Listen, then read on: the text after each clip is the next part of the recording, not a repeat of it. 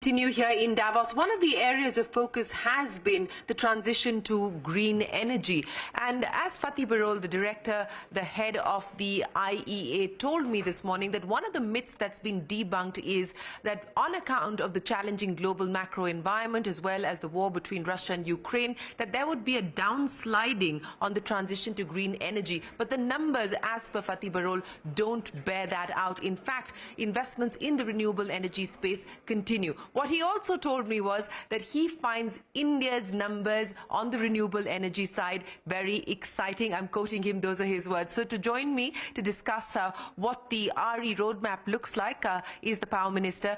Thank you very much, sir, for joining us here today. As I mentioned, the hesitation was that because of the global macros as well as the war between Russia and Ukraine, that the world would move away from the targets on the renewable energy side. That has not been the case. As far as India is concerned, what does the roadmap now look like? As far as we are concerned, we have, despite all the turbulence in the energy sector in the world, we have been on an even keel. My power supplies remain constant, prices have not gone up. And we have emerged as one of the largest growing renewable energy capacities in the world. We are already one of the largest renewable energy capacities in the world. The rate of our energy transition is the fastest in the world. We achieved our indices a good 9 years in advance. Today, for example, my established capacity is almost 42% of my overall capacity. And my power supplies are constant. I believe that we've kept adding capacities even during COVID. In 1 year during COVID we added 14,000 megawatts. In another year before that, because of the lockdowns, the addition was about 8,000 megawatts. But then my capacity addition has continued, and it will continue. In terms of capacity addition, what can we expect in the next 12 to 24 months? And more importantly, in terms of financing, because that's the other issue that everyone here is talking about. Is there any hesitation on what impact the global macros will have as far as fund flow is concerned, financing is concerned? As far as we are concerned, I haven't seen that, because we have emerged as the most attractive destination for investment in renewables in the world. That's what the Bloomberg, the World Bloomberg survey tells us. And we are. I see it on the ground. Every bid I have is hotly contested. I have a large renewable energy industry, large number of companies, and all those companies are global scale size, a huge competition, and all those companies are invested in by all the major funds in the world. And here also a number of the funds, etc., have met me. They are either upping their investment in my sector or coming to my sector, those who have been outfield that they have been missing out, which they have been.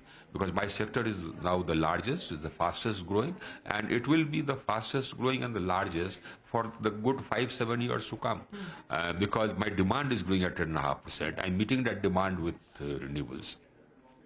So, there's no better place to invest in. That the world knows, and the world is coming here. The cabinet did clear the green hydrogen mission, and you're right, a lot of large Indian conglomerates are looking at that opportunity and are talking about big investments. Yeah, it's not only 3-4 large today I think I have 15, 16 companies which have a capacity of plus 2 gigawatts, which is huge. So I have a huge industry, and that's what gives me the advantage. Well, speaking about advantages, let me also talk about the vulnerabilities, and the vulnerabilities as far as the state of DISCOMs are concerned and the health of DISCOMs, and that continues to be a challenge. But you're talking something. It's a legacy. No, it's a legacy issue, but it continues to bother you today, doesn't it, sir? No, I'll tell you why. Let me finish. You are talking about the past. We've changed it. Just like we changed the power sector, we've changed the state of the DISCOM. How? In the past 1 year, we've reduced the AT&C losses by 5% in 1 year. From 22% in 2021, it's come down to 17%, 5% in 1 year. The losses have come down. The payables to GENCOs by DISCOMs have declined by almost about 35,000 crores. Every month, all the GENCO's bills are cleared promptly, on time. So the world has changed, my dear. You know, in the past 4 or 5 years, we've changed the world. We've transformed our country from power deficit to power surplus. You know, when we started, when the Narendra Modi government came, it was power deficit. Today we are power surplus. We've connected the whole country into one grid. We added 173,000 circuit kilometers connecting the whole country into one grid.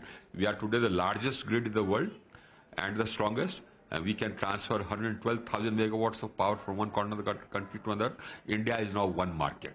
So you can generate power in Bengal and sell it in Maharashtra or vice versa. Or generate power in Bhuj and sell it in Guwahati. Wherever. We have two huge exchanges. We have strengthened the distribution system. Availability of power is now an average of 22.5 hours throughout the country. Mind you, that includes deserts and the hills, an average of 22.5 hours. So I want to understand from you, what is the situation as far as coal availability is concerned? Because there was an earlier mandate as far as importing was concerned. That was withdrawn. Now there is a new mandate that's been put in place by the government. What is the coal supply situation at this point in time, and how concerned are you about this volatility that we see in terms of supply? Coal availability, yes. Now, coal availability has been a challenge. We have had, we have imported and blended. So the blending has ranged from 10% to 6%. But this is not new. In fact, coal, importing coal for blending has been going on since 2009, 10. Since that time, it has been going on. And we have been blending around this percentage right from 9, 10. In fact, though, it's about in the region of about 20-25 million tons every year. So that's, we felt that we could do away with blending.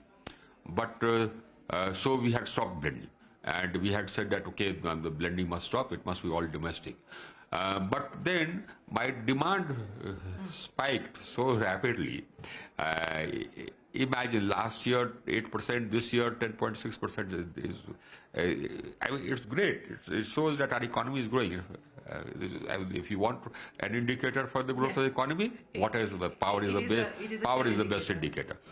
So we are importing as much as we were importing earlier now, and we are fine. But let me tell you one thing, blunt, plain and simple. There will be no question of any shortage of electricity supply. For that, if I have to import more coal, I shall. Let there be no doubt. I am not going to compromise with the availability of electricity for the growth of the country or for a higher standard of living for our people. In light of what has happened in Joshimath, and of course all construction activity now stands stalled, the NTPC project stands stalled as well, till there is an assessment of where things currently stand. Are you undertaking any review of the entire region of hydel projects at this point in time? You know, some facts must be clear. There seems to be some ignorance of the facts. The NTPC project is 15 kilometers away from Joshimath. There are numerous villages between the NTPC project and Joshimath. Nothing has happened to those villages. Even villages right near the project, nothing has happened. No slides, no cracks. Right?